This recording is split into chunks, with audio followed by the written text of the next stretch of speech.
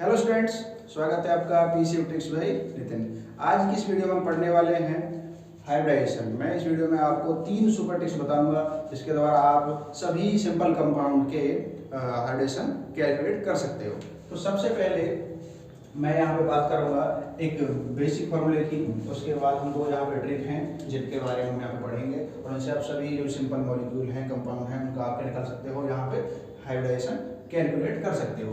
तो फर्स्ट जो है उसके लिए हमारे पास ये बेसिक फॉर्मूला है कि 1/2 इंटू में वैलेंस इलेक्ट्रॉन प्लस में number of monovalent atom minus number of cation plus में नंबर ऑफ एनायन। ये आपका फॉर्मूला है।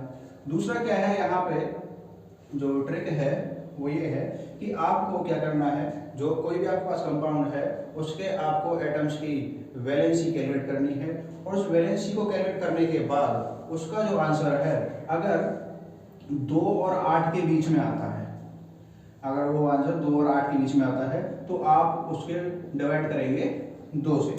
और अगर ये आंसर आपका 8 और 52 तक आता है तो आप उसको डिवाइड करेंगे 8 से। तो ये आपका दूसरा ट्रिक है। कैसे इस्तेमाल करना है मैं अभी आपको ये बताने वाला हूँ। 8-10 एग्जाम्पल हम इससे करेंगे, तो वीडियो के अंत तक जरूर रहना, इसको मिस मत करना। थर्ड जो है आपका वो ये है कि आपको सिर्फ 2 चीज पता होना चाहिए कि आपका जो सेंट्रल एटम है उससे कितने एटम अटैच हुए पड़े हैं और उस पर लोन पेयर कितने हैं। कि अटैच्ड एटम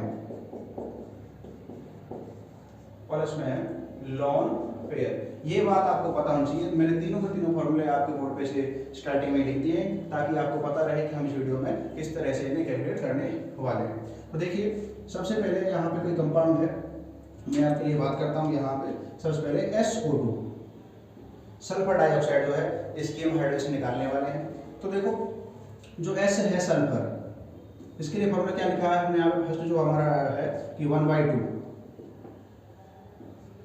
इंटू में वैलेंस इलेक्ट्रॉन। तो जो सेंट्रल एटम है हमारे पास यहाँ पे सल्फर, और सल्फर के जो है आपकी वैलेंस इलेक्ट्रॉन कितने होते हैं, 6 होते हैं। सल्फर कौन से ग्रुप में आता है, पीरियड टेबल में 16 ग्रुप में आता है और उसका जो है वैलेंस इलेक्ट्रॉन वो कितने होते हैं, 6 होते हैं। प्लस में ये आपका X, ये क्या है आपका नंबर ऑफ मोनोवैलेंट एटम। तो ये मोनोवैलेंट एटम नहीं है, ऑप्शन क्या होता है, डाइवैलेंट एटम है। तो ये क्या हो जाएगा आपका 0 हो जाएगा। माइनस में कैटायन, तो ये भी क्या है 0, कैटायन चार्ज नहीं है हमारे पास, एनायन चार्ज भी नहीं है, तो ये भी क्या हो जाएगा आपका 0। तो यहाँ पे क्या बचा आपका 1/2 इंटू में 6, आप 2 से 6 डिवाइड करोगे कितना आया, 3 आया। तो 3, अगर यहाँ पे आपको बड़ी सी एक बात याद रखनी है कि अगर ये आपके 3 मान लो 2 आते हैं तो 2 पे आपका जो हाइब्रिडेशन होगा वो होगा आपका sp। अगर ये आपका 3 होता है तो आपका हाइब्रिडेशन होता है sp3। ये जो चीज़ है तो कॉमन है, ये आपको स्ट्रिक में भी और स्ट्रिक में भी दिखेगी। और अगर ये आइटम आपके आते हैं, मान लो ये आपका आंसर आता है 4, तो इसमें आपका रहेगा ये क्या है आपका sp2 और इस पर भी क्या रहेगा sp3। इस तरह आगे बढ़ते जाएंगे तो 5 जो होगा तो उस पर आपका क्या होगा sp3d होगा, और 6 होगा तो उस पर क्या होगा आपका sp3d2। इस तरह ही आपका आगे बढ़ता चला जाएगा। तो आपका 3 आया है तो 3 का क्या बनेगा यहाँ पे sp2। तो इसकी हाइड्रोजन क्या होती है, sp2 होती है। देखते हैं कि इस फॉर्मूले से हमारा काम करता है नहीं करता, कि SO2 की जो हाइड्रोजन है वो sp2 आती है या नहीं आती। तो यहाँ पे मैं लिखता हूँ SO2। जैसे कि मैंने कहा था कि इन सब की वैलेंसी को क्या करना है, हमें जोड़ना है। तो जो सल्फर है इसकी वैलेंसी कितनी है, सल्फर की वैलेंसी है आपकी 6 है। ऑक्सीजन जो है, ऑक्सीजन की वैलेंसी कितनी है, 6 है। और यहाँ पे कितने ऑक्सीजन है, 2 है। तो 2 ऑक्सीजन की वैलेंसी कितनी होगी, 6 × 2 = 12। तो टोटल में कितना हो गया आपका 18 हो गया। अब 18 जो है आपका ये जो सम आया है, तो 18 आपका किस किस के बीच में है, 8 और 52 के बीच में है। तो आप 6 से डिवाइड करोगे, आप इसको डिवाइड करोगे 8 से। तो देखते हैं कि 18 आपने इसको डिवाइड किया सिंपली 8 से, तो आप यहाँ करोगे 8 × 2 = 16। यहाँ पे आपको कितना बचा, रिमाइंडर 2। तो 2 जो आपका बचा है, अब जो 2 है ये 2 किससे कम है आपका, तो देखो 2 और 8 के बीच में है, अगर 2 है तो किससे डिवाइड करेंगे, हम इसको 2 से करेंगे। तो यहाँ पर इसको दोबारा से मैं 2 से डिवाइड करूँगा, 2 × 1 = 2। यहाँ पर क्या आ गया 0। तो ये जो है आपका, ये क्या होगा आपका यहाँ पे आंसर होगा। तो 2 और 1 3, 2 और 1 कितना हो गया आपके यहाँ पे 3, और 3 पे आपकी हाइब्रिडेशन क्या होती है, 3 पे हाइब्रिडेशन होती है है sp2, यही आपका यहाँ आया था sp2, और ये यहाँ पे आपका sp2। तो चेक करते हैं अपने नेक्स्ट प्रॉब्लम में कि मैंने कहा था कि नंबर ऑफ अटैच्ड एटम, कितने अटैच्ड एटम है और इसमें लोन पेयर अगर हम इस फॉर्मूले से निकालेंगे तो इसकी एडिशन में क्या है sp2 आनी चाहिए। तो 1 by 1 प्रैक्टिकली हम तीनों जो हमारे सुपर ट्रिक्स हैं उनको इस्तेमाल कर रहे हैं। तो इसी को मैं यहाँ पे सॉल्व करता हूँ कि SO2। तो देखिए आपके नंबर ऑफ अटैच्ड एटम कितने हैं इस एस में, ये सल्फर जो है आपका सेंट्रल एटम है, इसमें आपके दो जो ऑक्सीजन मॉलिक्यूल हैं वो इससे जुड़े हुए हैं, तो 2 हो गया। प्लस में लोन पेयर कितने हैं सेंट्रल एटम पे, तो सल्फर जो है ऑक्सीजन के साथ डबल डबल बॉन्ड जब बनेगा तो 4 बॉन्ड बना लिए सल्फर ने, लेकिन सल्फर के पास टोटल वैलेंस इलेक्ट्रॉन कितने होते हैं 6 होते हैं। अब 6 में से 4 इसे बना लिए तो बचे कितने 2 इलेक्ट्रॉन, लेकिन हम यहाँ पे बात करें लोन पेयर की, तो 2 इलेक्ट्रॉन का लोन पेयर कितना बनेगा 1 बनेगा, तो ये हो गया आपका 1। टोटल का कितना हो गया ये 3 हो गया। तो 3 पे आपका हाइड्रोजन क्या होता है sp2। तो यहाँ पे आप इसको आसानी से चेक कर सकते हैं कि हमारे तीनों जो फॉर्मूले हैं उन तीनों जो ट्रिक्स हैं हमारी उन सब में हमारे हाइड्रोजन क्या है SO2 की sp2। तो आगे भी हम इन सबको और भी चेक करने वाले हैं, तो इस वीडियो में बने रहना, इसके बाद आपको इसको नहीं करना है। इसके बाद है हमारा सेकंड एग्जांपल है आपका PCl5 फॉस्फोरस पेंटाक्लोराइड। तो आइए इसको भी चेक करते हैं कि जो हमारी तीनों ट्रिक्स हैं इसमें काम कर रही है या नहीं कर रही है, कि हमने वैसे ही लिख रखी है। तो देखिए PCl5 हमारे पास फॉर्मूला क्या है, आपको क्या करना है 1/2 इनटू में valence electron of the central atom. तो सेंट्रल एटम P की जो है वैलेंस इलेक्ट्रॉन कितने होते हैं 5 होते हैं। आपका जो फॉस्फोरस है ये पीरियोडिक टेबल में आपका 15th ग्रुप में आता है, 15th ग्रुप की वैलेंस इलेक्ट्रॉन कितने होते हैं सब में 5 होते हैं। तो P का वैलेंस इलेक्ट्रॉन कितने हो गए 5 हो गए। प्लस में ये करा मोनोवैलेंट इलेक्ट्रॉन, तो ये क्लोरीन है, क्लोरीन ये क्या है आपका मोनोवैलेंट इलेक्ट्रॉन है, एटम है, मोनोवैलेंट एटम है। तो कितने हैं ये 5, तो मेरे को प्लस करना है इसमें, तो मैं ऐड कर दिया इसको 5 को। माइनस में ये करा चार्ज कैटायन चार्ज देना है, तो आपके पास ना तो प्लस है ना ही माइनस है, तो दोनों क्या हो जाएंगे 0। तो यहाँ क्या बचा आपका 1/2 इनटू में 10 2 को आपने 2 से आपको 10 को डिवाइड कर कितना आ गया आपका 5। तो जब 5 आपके नंबर आए तो 5 का क्या बनेगा sp3d। अब चेक कर सकते हो 1 और 3 कितने हुए 4 और 1 5, तो इसकी हाइड्रोजन क्या आ गई आपकी sp3d। तो नेक्स्ट हमारा जो है इससे हम सेकंड जो हमारी ट्रिक है उससे हम इसको चेक करते हैं। तो देखिए इसमें यही है कि हमें वैलेंस इलेक्ट्रॉन जो है उनको ऐड करना है, और वैलेंस इलेक्ट्रॉन को ऐड करने के बाद हमें क्या है डिवाइड करना है। तो देखिए फॉस्फोरस का जो है वैलेंस इलेक्ट्रॉन कितने होते हैं 5 होती है इसकी वैलेंसी। क्लोरीन जो होता है क्लोरीन 17th जो ग्रुप है आपका उसमें आता है, और इसके जो वैलेंस इलेक्ट्रॉन होते हैं कितने होते हैं 7 होते हैं, और यहाँ पे कितने क्लोरीन है 5 हैं, तो 7 × 5 कितना हो गया आपका 35। टोटल कितना हो गया ये आपका 40 हो गया। अब यहाँ पे आपको देखना है कि ये नंबर जो आपका है किसके बीच में आया है 8 और 52 के बीच में आया है, तो किससे डिवाइड करोगे आप इसको 8 से करोगे, तो 40 को आप डिवाइड करोगे 8 से, 8 5 से 40। तो यहाँ पे आपका आंसर कितना आया है 5 आया है। 5 फिर क्या बनेगा आपका sp3d, तो sp3d 1 2 3 4 5, तो क्या आ गया आंसर आपका यहाँ पे sp3d। तो बड़ा ही सिंपल है कि जो आपको कोई सा भी एक जो मेथड है जो आपको इनसे बेस्ट लगता हो उन्हें आप अपने लिए इस्तेमाल कर सकते हो, और ये बड़ा ही इंपॉर्टेंट टॉपिक है आपका। नेक्स्ट जो है मैं इस थर्ड फॉर्मूले में हम रखते हैं इसको PCl5। तो यहाँ पे क्या है हमें दो चीज पता होना चाहिए, number of attached atom plus में लोन पेयर। तो नंबर ऑफ अटैच्ड एटम कितने हैं आपके इसमें देखिए कितने हैं 5 हैं, तो मैंने यहाँ लिख दिया 5 प्लस में लोन पेयर कितने हैं यहाँ पे, लोन पेयर यहाँ पे 1 भी नहीं होगा 0 होगा। क्यों, जो आपका फॉस्फोरस है ये कितने बॉन्ड बना रहा है 5 बना रहा है क्लोरीन के साथ, तो इसके पास वैलेंस इलेक्ट्रॉन नहीं है, जब वैलेंस इलेक्ट्रॉन नहीं है तो क्या हो गया ये 0। तो कितना आया आपका टोटल 5 आया, और 5 आया तो 5 पे आपकी वैलेंस वो हाइड्रोजन क्या बनेगी sp3d। तो सिंपली आपने इसकी भी हाइड्रोजन कैलकुलेट कर ली इस फॉर्मूले में। इसके बाद हमारा जो नेक्स्ट है वो आपका रहेगा NH3 अमोनिया। अमोनिया की हम निकालते हैं इसमें हाइब्रिडाइजेशन।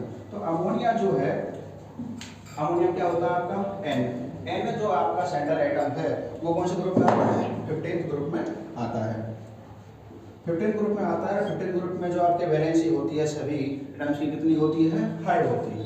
तो देखिए इस फॉर्मूलेशन इसको करते हैं 1/2 इनटू में valence electron of central atom means nitrogen की वैलेंसी कितनी है यहाँ पे 5 है, प्लस में मोनोवेलेंट एटम।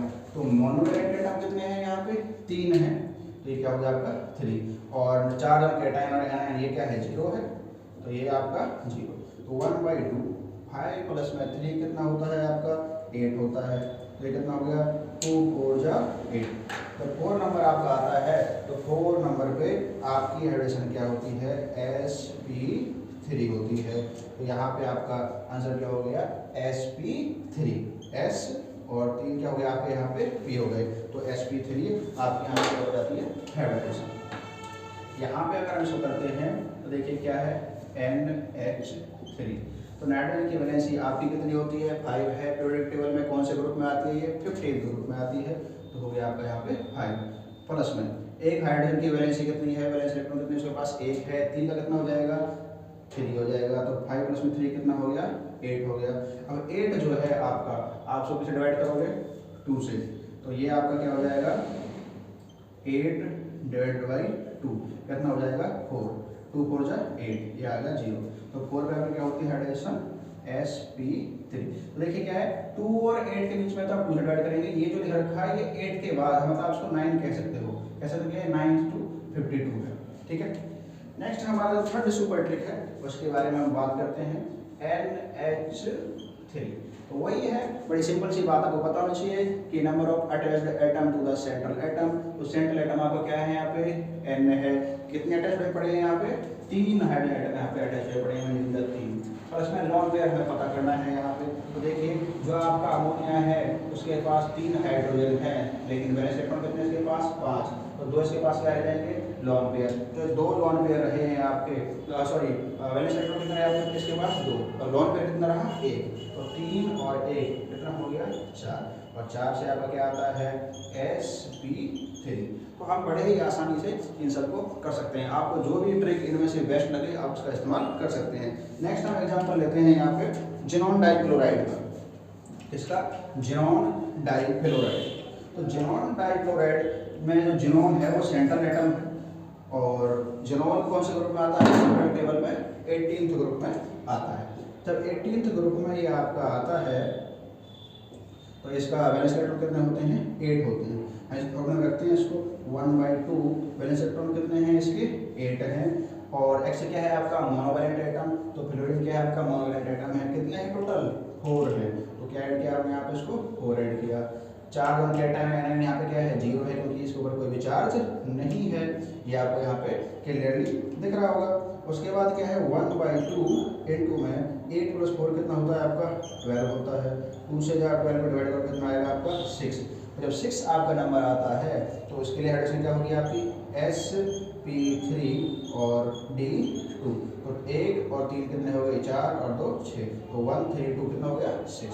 तो आपकी हाइड्रोजन क्या होगी इसकी sp3d2 होगी। उसके बाद सॉरी ये क्या है हमारा जिनॉन टेट्राक्लोराइड है, जिनॉन टेट्राक्लोराइड, इसमें इसको चेक करके देखते हैं। देखो इसकी वैलेंसी कितनी है सर, इसकी वैलेंसी है आपकी 8। आपके पास फ्लोरीन है, फ्लोरीन 17th ग्रुप में आता है, हेलोजन है, एक की कितनी है 7 है, 4 है यहाँ पे 7 4 जा 28, 28 + 8 कितना हो गया आपका यहाँ पे 36 हो गया।